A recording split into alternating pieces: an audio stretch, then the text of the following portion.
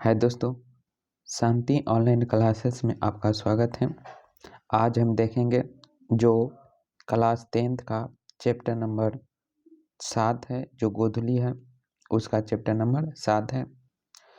तो इसका चैप्टर का नाम है परंपरा का मूल्यांकन। तो चलिए पहला क्वेश्चन पर हम देख रहे हैं, जो क्वेश्चन नंबर 1 है। परंपरा का मूल्यांकन किसकी कीर्ति है? परंपरा का मूल्यांकन किसकी कीर्ति है?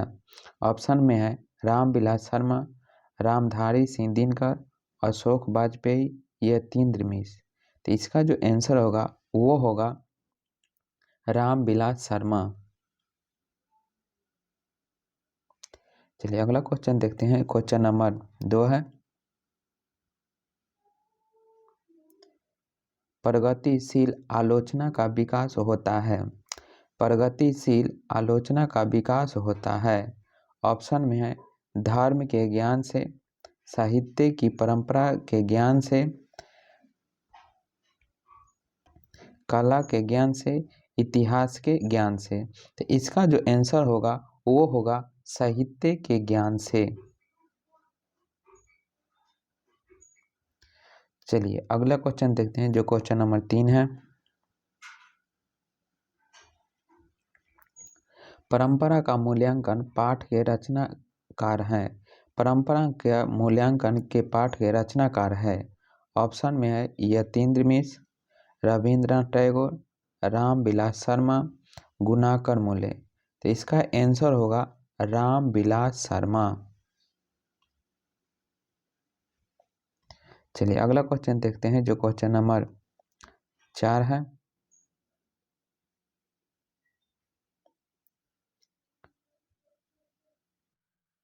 तार सप्तक में कितने कवियों की कविता संग्रहित है?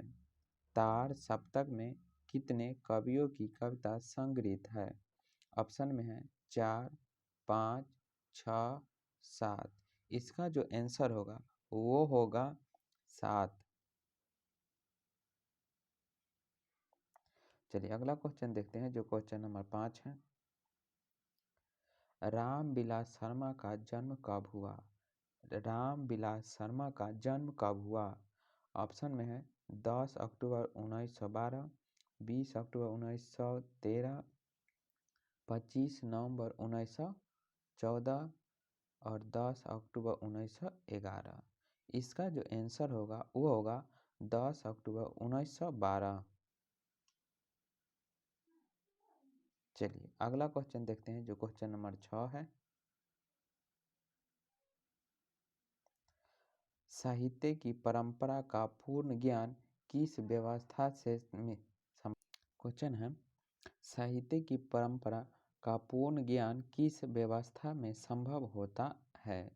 ऑप्शन है पूंजीवादी व्यवस्था, जातिवादी व्यवस्था, समाजवादी व्यवस्था, भौतिकवादी व्यवस्था। तो इसका जो आंसर होगा वो होगा समाजवादी व्यवस्था।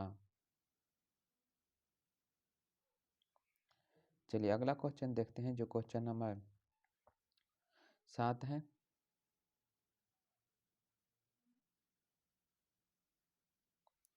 रामविलास शर्मा ने बीए कब किया?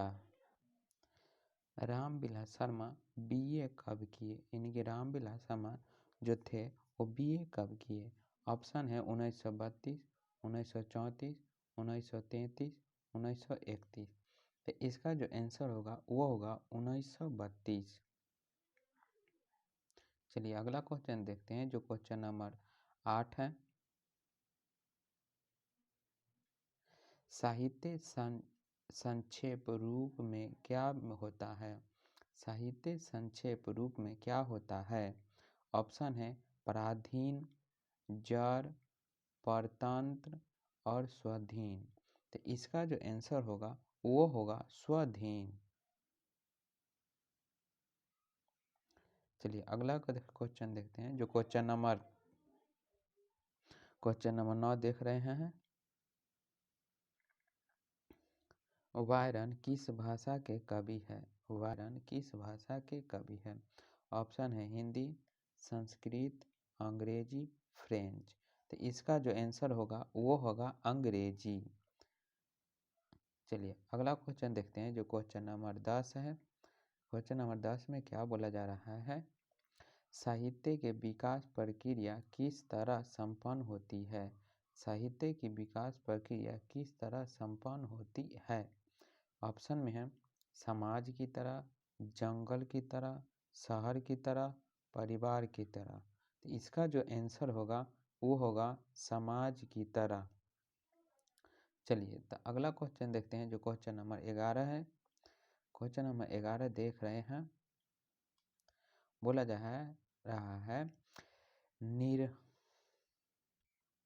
निराला की साहित्य साधना किनकी कीर्ति है। निराला की साहित्य साधना किनकी कीर्ति है। ऑप्शन में है दूधनाथ सिंह, रघुवीर सहाय, रामविलास शर्मा, मुक्तिबोध। तो इसका जो आंसर होगा वो होगा रामविलास शर्मा। चलिए अगला क्वेश्चन देखते हैं जो क्वेश्चन नंबर 12 है। क्वेश्चन नंबर 12 में बोला जा रहा है परंपरा का मूल्यांकन किस विधा की रचना है। परंपरा का मूल्यांकन किस विधा की रचना है। ऑप्शन में है कहानी, निबंध, स्मरण, लघु कथा। तो इसका जो आंसर होगा वो होगा निबंध। चलिए अगला क्वेश्चन देखते हैं जो क्वेश्चन नंबर 13 है। निराला की साहित्य साधना कितने खंडों में रचित है। निर्मला की साहित्य साधना कितने खंडों में रचित है।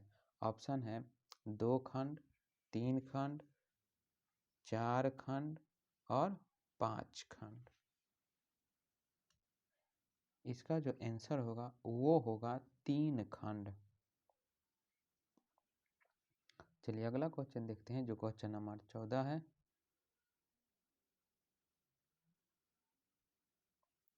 रामविलास शर्मा किस संस्था के निर्देशक बने। रामविलास शर्मा किस संस्था के निर्देशक बने। ऑप्शन में है KM हिंदी साहित्य संस्था, KM हिंदी संस्था, JM हिंदी संस्था, हिंदी साहित्य अकादमी, राष्ट्रीय भाषा परिषद। तो इसका जो आंसर होगा वो होगा KM।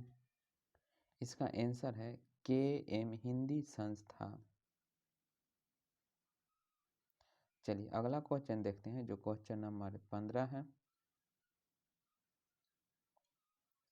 प्रेमचंद और उनका युग किसकी रचना है। प्रेमचंद और उनका युग किसकी रचना है। ऑप्शन में है प्रेमचंद की, डॉक्टर मुरली मनोहर जोशी की, दिनकर की, रामविलास शर्मा। तो इसका जो आंसर होगा वो होगा रामविलास शर्मा। चलिए आगे देखते हैं जो क्वेश्चन नंबर 16 है। एथेंस किस महादेश में है। एथेंस किस महादेश में है। ऑप्शन में है यूरोप, एशिया, अमेरिका, ऑस्ट्रेलिया। तो इसका जो आंसर होगा वो होगा यूरोप। चलिए अगला क्वेश्चन देखते हैं जो क्वेश्चन नंबर 17 है। लैटिन कवि कौन है। लैटिन कवि कौन है। ऑप्शन में है Virgil, Byron, Shakespeare, rain Maria सिल्के। तो इसका जो आंसर होगा वो होगा वर्जिलियस। चलिए तो क्वेश्चन नंबर हम 18 देख रहे हैं। अज्ञे ने तार सप्तक कब संपादित किया। अज्ञे ने तार सप्तक कब संपादित किया। ऑप्शन में है 1941, 1943, 1945, 1947। तो इसका जो आंसर होगा वो होगा 1943। चलिए अगला क्वेश्चन देखते हैं जो क्वेश्चन नंबर 10 है।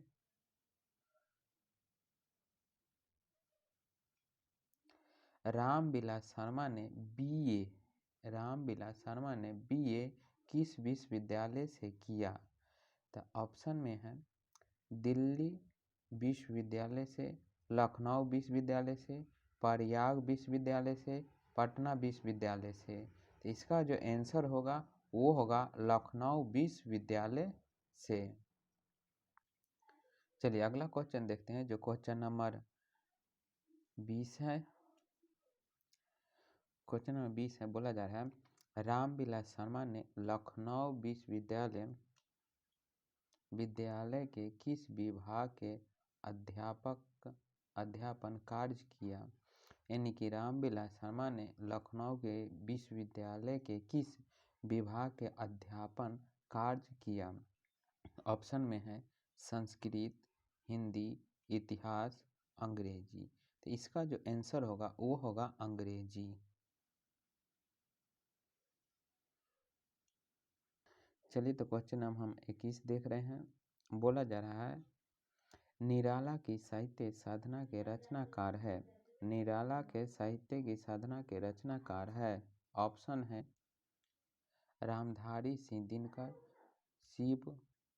शिव पूजन सहाय, अशोक वाजपेयी, रामविलास शर्मा।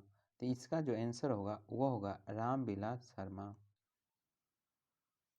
चलिए अगला क्वेश्चन देखते हैं जो क्वेश्चन नंबर 22 है।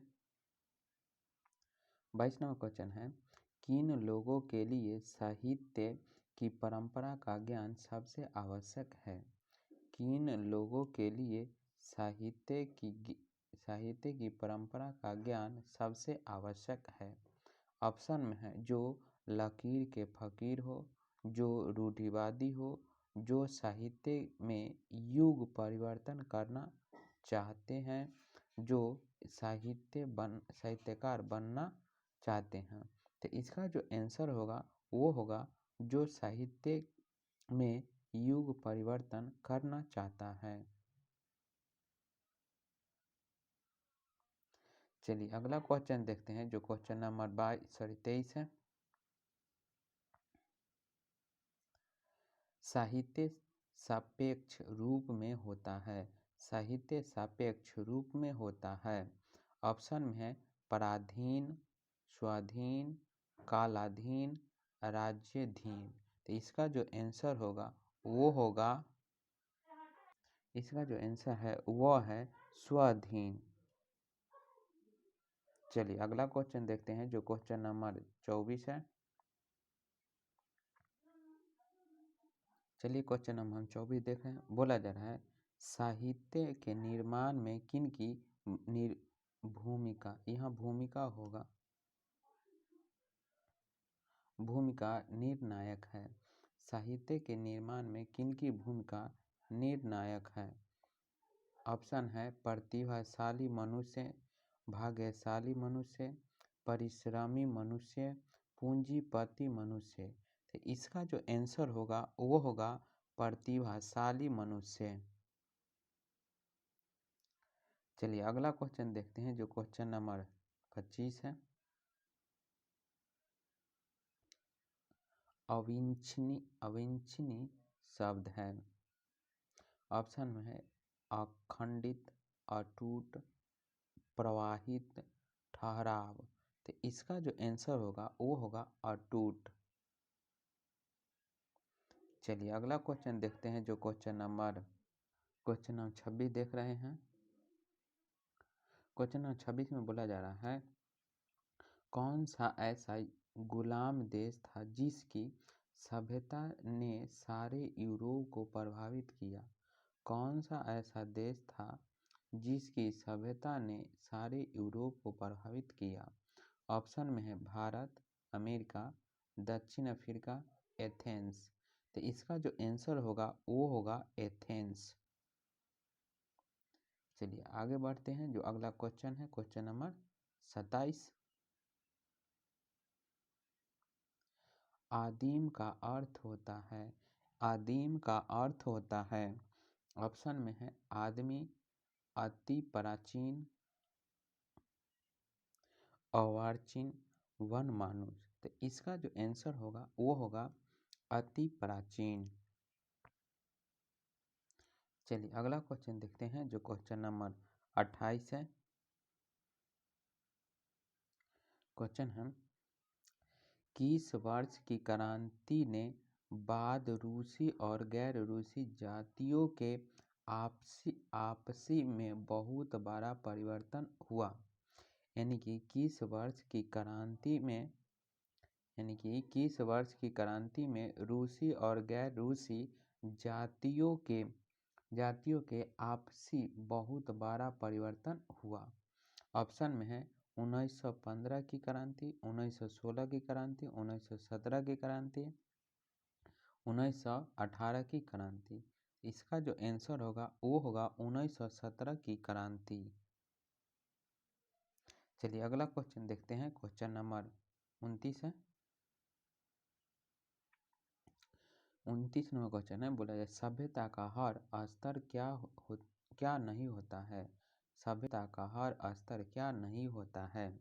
ऑप्शन में है धर्म युद्ध, कर्म युद्ध, वर्ग युद्ध, द्वंद्व युद्ध। इसका जो आंसर होगा वो होगा वर्ग युद्ध। चलिए अगला क्वेश्चन देखते हैं जो क्वेश्चन नंबर 30 है।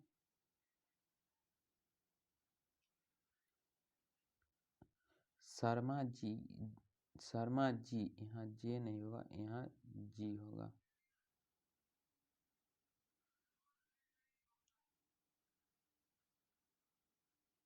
शर्मा जी पुरस्कार की राशि किसे दान स्वरूप दिया। यानी कि शर्मा जी को जो पुरस्कार मिलता था वो किन को देते थे। ऑप्शन में है गरीबों को, बेरोजगार को, भारत सरकार, राज्य सरकार।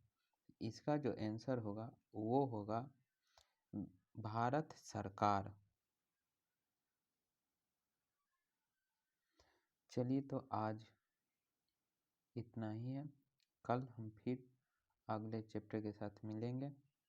ये चैप्टर हो गया द एंड।